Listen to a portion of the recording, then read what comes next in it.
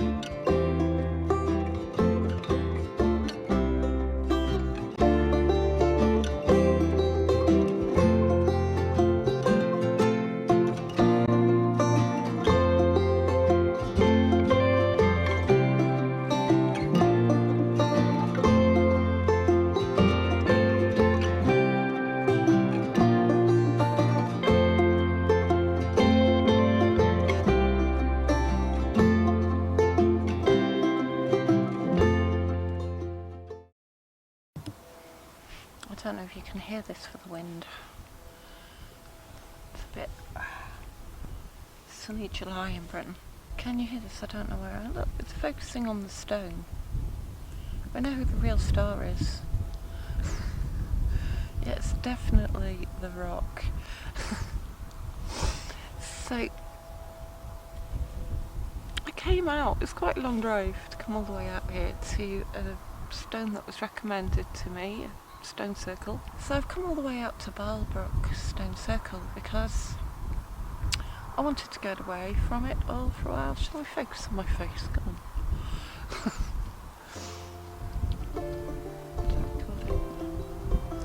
So I came all the way out to this beautiful stone circle that's quite easy to get to, actually, surprisingly easy to get to.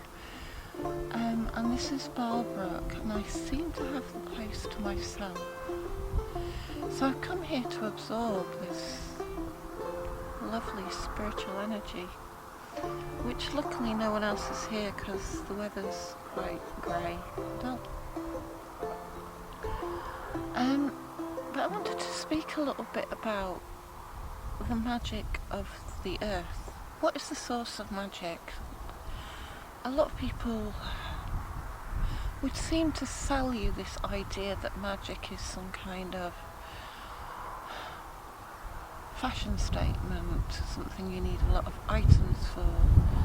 But the truth is, magic comes from the planet, and particularly from these sacred locations which we find all over the world, which are arranged in circles and which are aligned with, so we understand, the sunrises and the sunsets on particular calendrical days. They seem to date from the Bronze Age, and they're very often associated with burial cairns and with, it would seem, high status people who were buried in the landscape, and with the ceremonial circles next to them. So none of these circles are isolated. All of them are linked to some connection to the ancestors, to an honoured predecessor, and to an honoured being that we may presume has somehow now reached a kind of godlike status or honoured ancestor status. And if you've ever come to sit in a stone circle, you will understand that if you are lucky enough, like now, to get the place to yourself, the atmosphere is very peaceful. As soon as I saw this walking over the moor, I was suddenly greeted by this stone, and I knew that I'd reached a very sacred site. Now that's what partly they're about as well. They're statements of ownership, they're statements of land, inhabitation. They're very often found on paths and on hillsides, and the whole point of them is to be quite visible, to be something that you can locate, a sort of a site to locate yourself by. But this one is linked to a cairn. It's just starting to rain, so I don't know what the lens is doing. So this one is linked to a cairn which is directly opposite it, and another few sites. In fact, there are lots of sites on this moorland and the surrounding moorland. And it's some way of hallowing the sacred land through the connection to the dead and the underworld. Now there's also the idea that there is some connection to the landscape, and this was suggested by Aubrey Bell. And the way he stated it was that you can connect the landscape of Castlerig to the shape of the stones. Well, I was looking around here, and there seems to be not only sunrises, sunsets, moonsets, things like that on certain dates, but there does seem to be some kind of symbolic connection to the undulations, not necessarily large features, but the undulations of the ground, this hillock or this slope, or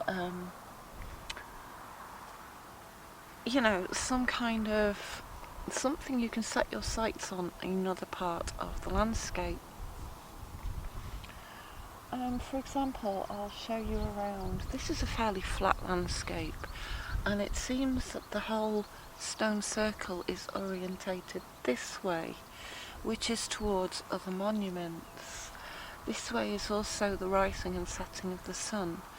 Behind us is the cairn, and this has the highermost position. That's usually the case. The honoured burials have a higher position. And the stone circles are not always found on the highest part of a slope. They're sort of part way down. So what you see if you look out over an ancient landscape are barrow mounds and cairns and burials. They're the things you see first.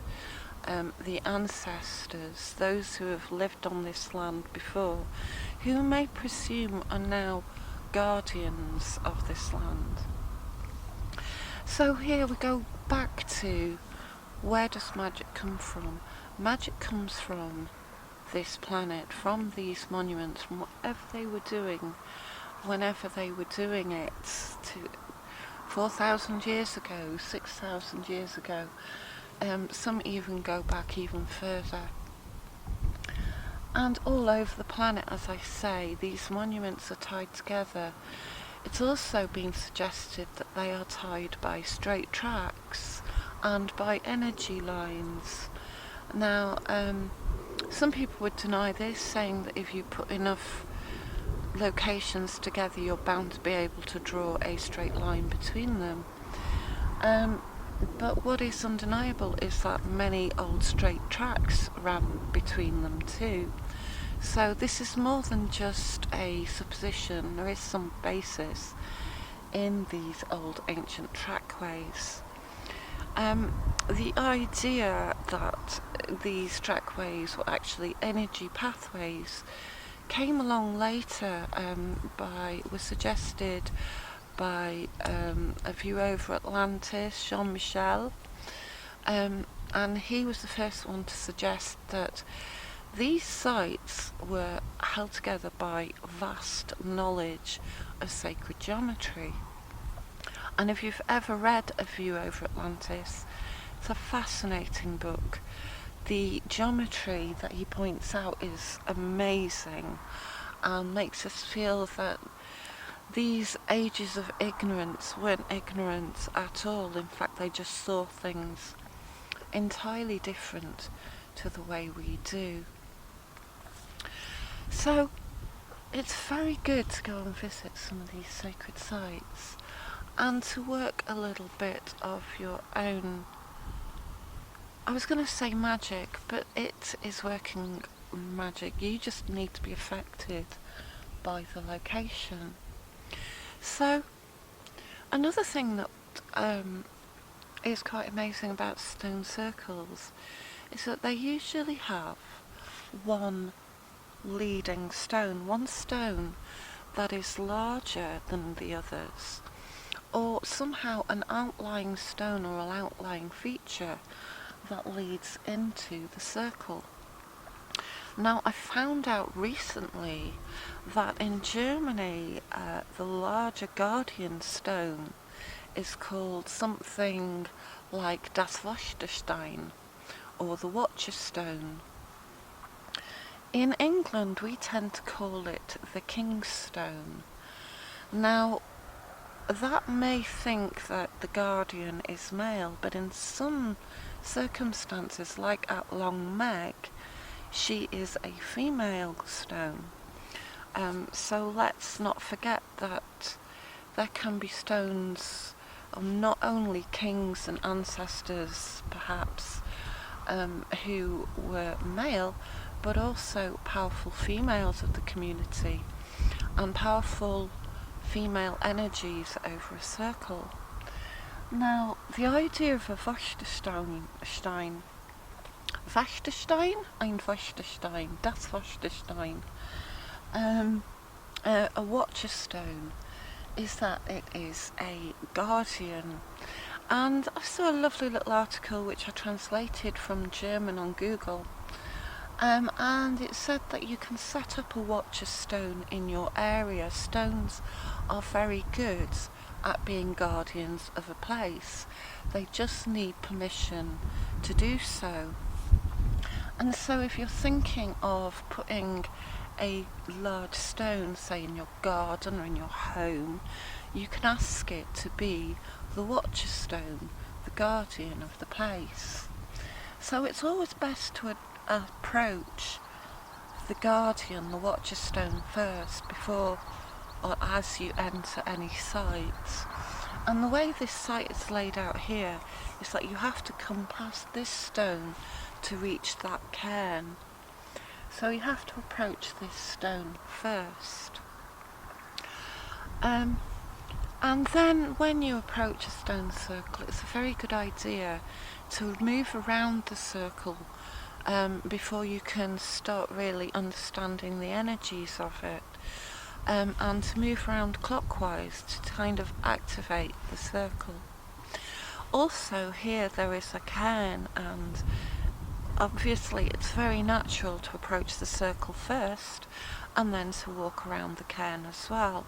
This way you're greeting the ancestors and the guardian spirits of the land. So what is a stone circle about? Well, obviously it's something that contains and focuses the energy. It tends to focus the energy in the centre of a circle, and it also guards whatever ceremonies, whoever is taking place. And I get the feeling there were definitely ritual acts going on here, so it guards those people. And very often it was surrounded by a bank as well, or a kind of wall. So sort of you can see this very much in R below. There's some kind of sheltered area, possibly to have spectators around the edge, but also to guard from sight, to keep sacred that which is happening in the centre. And each of the stones is almost like an ancestor in itself. It's almost like a character in itself. There are different stone beings, so perhaps you're drawn to one more than the others. Right now I'm being very drawn to this one here on my left. And perhaps that stone, if you go and sit with it for a while, has some energy that it could pass on. Perhaps if you ground yourself with your back against it, it has some healing to give you, and some offering. I'm really drawn to the Cairn as well. It's like I've been noticed by the being of the Cairn who wants to know why I am not approaching it, why I am more focused on the circle. So we are meeting these beings in this sacred landscape, and as I say, these sacred landscapes are all over the planet, and it's almost as if this is what holds the sacred here. As long as these sites remain, we have some ancient connection to some ancient knowledge that still is held within our land and within our DNA and within ourselves. So I'm going to have a look a little around the circle, because it seems rude sitting here without moving around the stones and moving around the site and welcoming all these beings and all these energies. So I'm going to have a look around.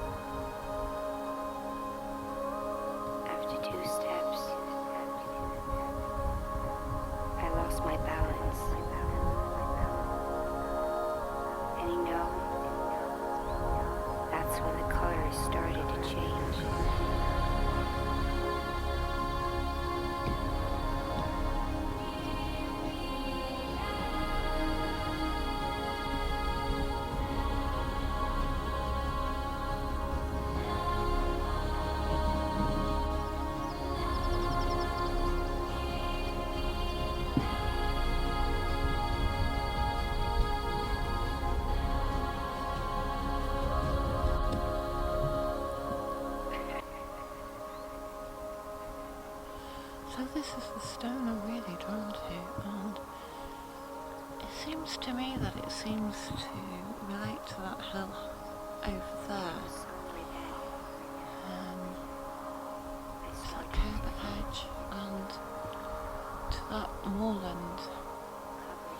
It doesn't exactly mimic the shape of it, but if you think along those lines, you can start to see that that stone seems to relate to that rise of the edge over there. But if you look from here, the Watcher Stone, let's call it the Watcher Stone, that's a brilliant name for it, is related to the slope of those hills over there, which would seem that in some way it's to be approached from this side.